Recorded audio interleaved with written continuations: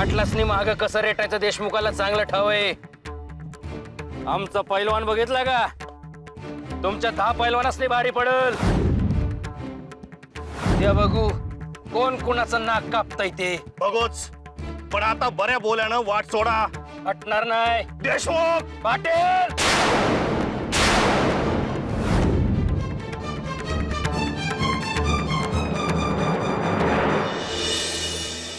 भाऊजी वहिनी, भाऊजी हो तुम्ही सगळे असे का डोक्यात राग घालून घेताय? वहिनी तुम्हाला नाही कळायचं ते. मला सगळं कळतंय. ह्यांना समजावून बघितलं पण ते ऐकतच नाही माझं. पण पण तुम्ही तरी ऐका.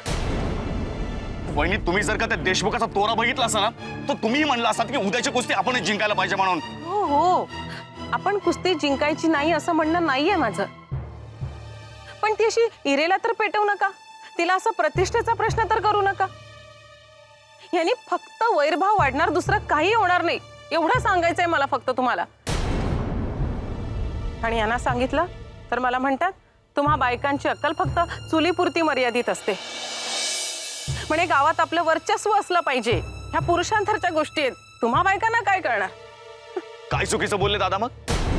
भाऊजी तुम्ही या देशमुखांनी जर आपलं वर्चस्व मान्य केलं ना तर हा वैरभाव वाढणारच नाही. पण राम राम राम राम पाटील. काय रे नाऱ्या, कुठं काढ म्हटला होतास?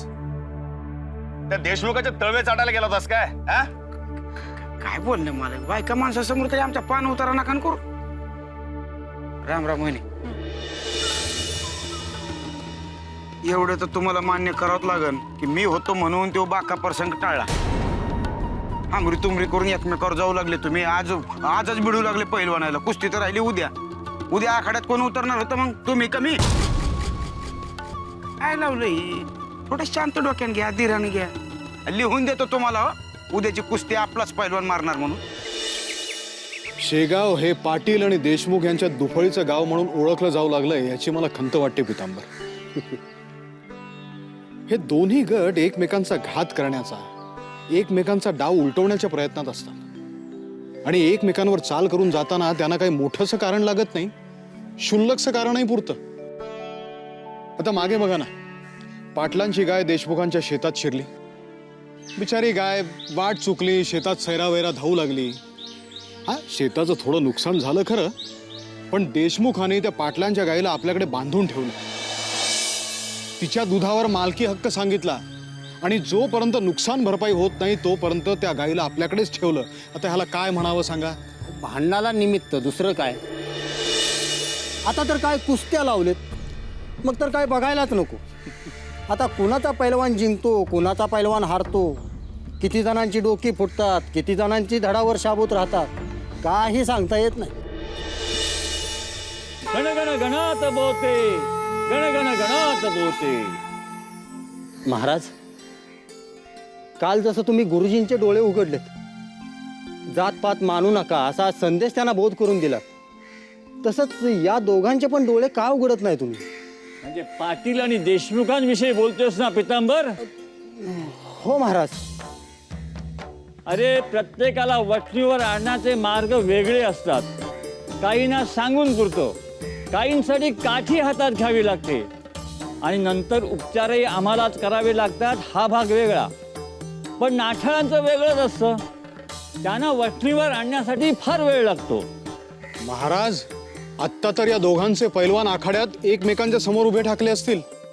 गण गण गणात बोते, गण गण गणात बोते, गण गण गणात बोते.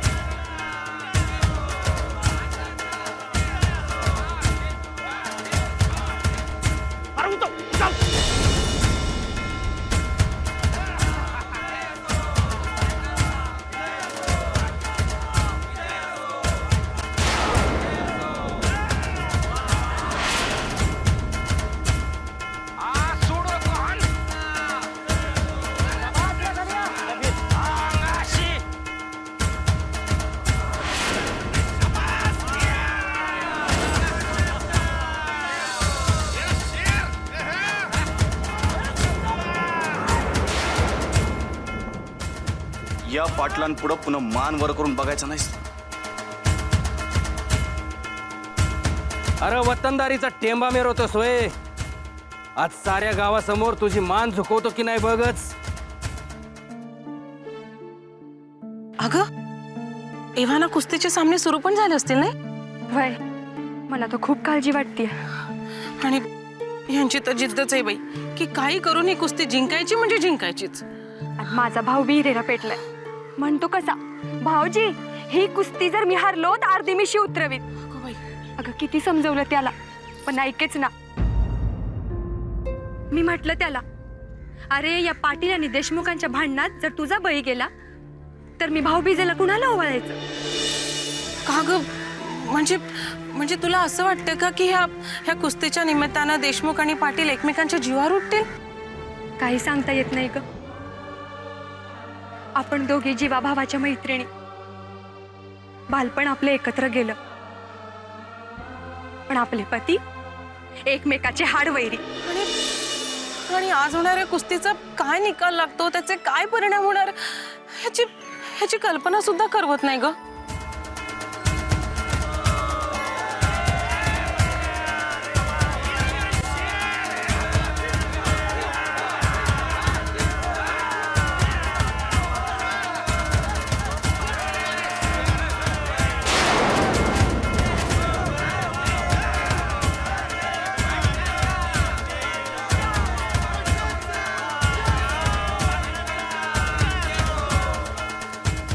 मर्दाशी लढायला मर्दच लागतो, नुसतं शरीर फुगवलेला फुगा नाही. आज तुझ्या गर्वाचा फुगा फोडतो की नाही बघ.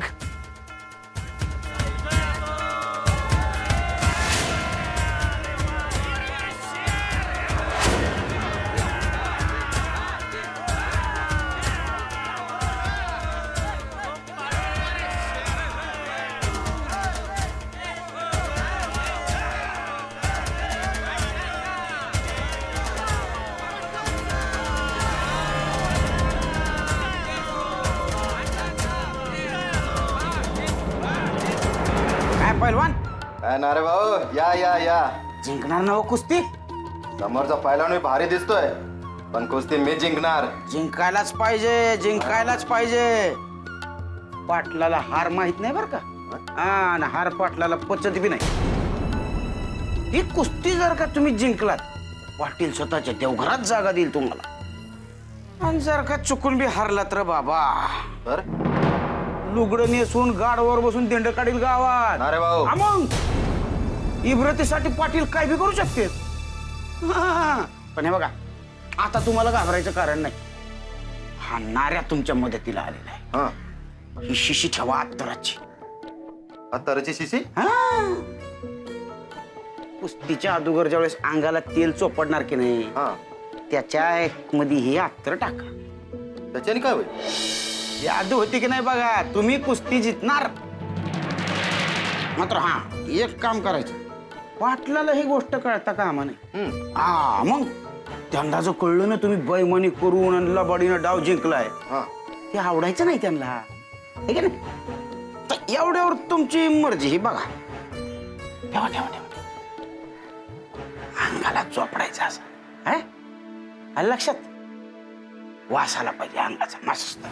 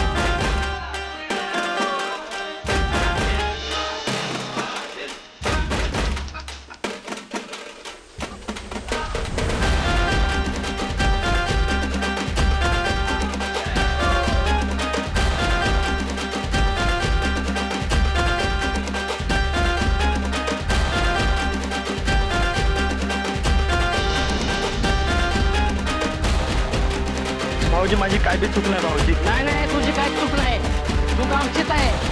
आम्ही तुझ्यावर एवढा विश्वास लावला. काय देशमुख जिरले का नाही? राहिली अजून? पाटील, एक कुस्ती जिंकली म्हणून काही जग नाही जिंकलं तुम्ही. अरे इथं जग जिंकायचंय कुणाला? आमच्या पलवान नाही याच्या छाताळावर पाय देऊन कुस्ती जिंकली का नाही? त्या साऱ्या गावानं बघितलं का बाकी अजून काय? पाटील, अशी हार नाही मानणार आम्ही. पुढच्या वर्षी बघून घेऊ. अरे जा रे. आणि हे काळ झालेलं तोंड आहे ना, पाण्यात निघतंय का ते बघा. लागले सांगायला. ए, वाजवा रे.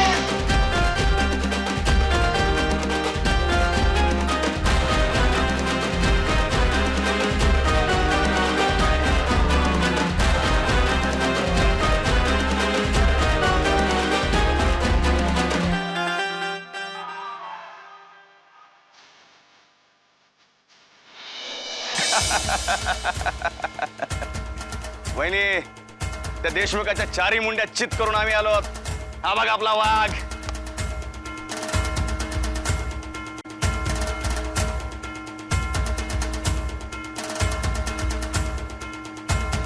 नाचक्की झाली देशमुखाची. अहो भाऊजी अब्रू ऐकून तर घ्या गेली. माझं. काय बोलू नकोस. अहो ऐकून तर घ्या माझं. थोबाड बंद कर तुझं. मला तुझं काय बी ऐकायचं नाही आहे. अहो काय झालं कुस्तीचं? काय म्हणा? अगं काय होणार? या तुझ्या भावाला खाऊ घालून घालून रान रेड्यागत वाजवला आणि काय केलंय ना ठावाय तुला? हा, आखाड्यात पाटलाच्या पैलवानासमोर हारला यो. नाचक्की झाली देशमुखाची. खाली मान घालून यावं लागा अख्ख्या गावासमोर मला. भाऊ तायडे तायडे माझी काय बी चूक नाही. त्या पाटलाच्या पैलवानाच्या अंगाला इतराचा वास येत होता. तुला तर माहिती आहे तायडे, अत्तराच्या सुगंधाने मला शिंका येतात. आणि तसंच झालं नाही, त्या पैलवानाने डाव साधला. कारण ऐकायची नाहीत मला. तुझ्यामुळं आमचं नाक कापलं गेलं हेच खरं आहे.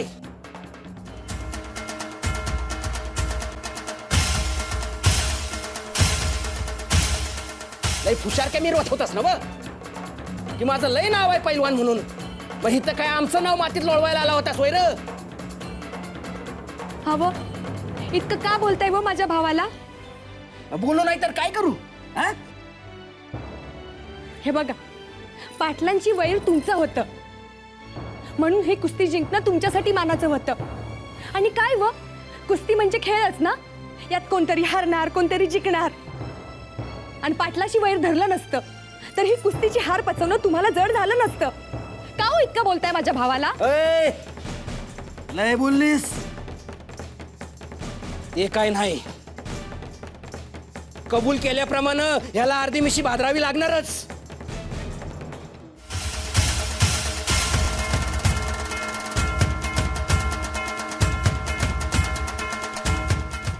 गणपत आलो मी. ठीक आहे दादा. काय रे, यांच्या खाण्यापिण्याची व्यवस्था केली का नाही?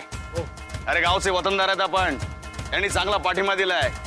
यांना काही बी कमी पडता कामा नाही. हा हो पहिलवान, आज तुम्ही आमची इज्जत राखलीत.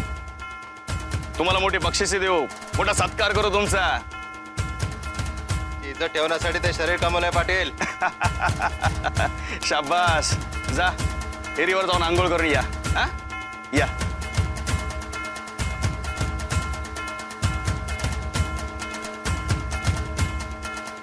वहिनी, तुम्ही काहीच बोलत नाहीयेत.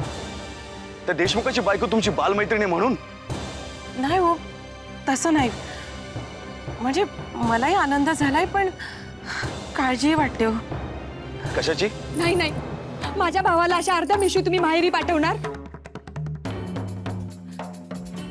नाही. लय वंगाळ होईल समज. हे बघा, मी काय सांगते ते शांत डोकं ठेवून ऐका. मला तरी वाटतंय आपलं कुठंतरी काहीतरी नक्की चुकतंय. म्हणूनच आपल्याला दर यायला त्या पाटलासमोर मान खाली घालावी लागते. माझं ऐका, गजानन महाराजांना आपल्या घरी घेऊन या. एकदा का त्या महाराजांचं पाय आपल्या घराला लागलं, त्यांची कृपादृष्टी झाली की बघा समजे कसं ठीक होईल. मला विश्वास आहे व.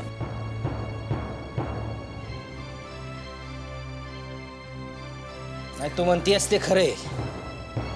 यो विचार माझ्या बी डोक्यात आला होता. आपण महाराजांना घरी नक्की बोलवूया. पण मी याला सोडणार नाही. याला अर्धी मिशी भादरायला लावणारच.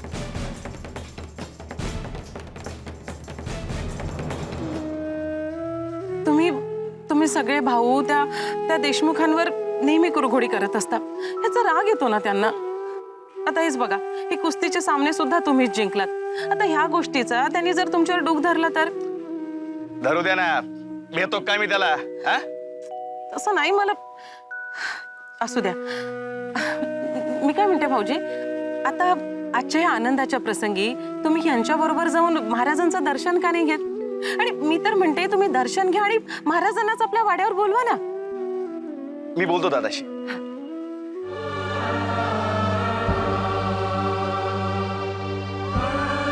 महाराज जर घरी आले ना की त्यांना पाटील आणि देशमुखांचं वैर मिटवण्यासाठी पुढाकार घेण्याचं सांगायलाच हवं.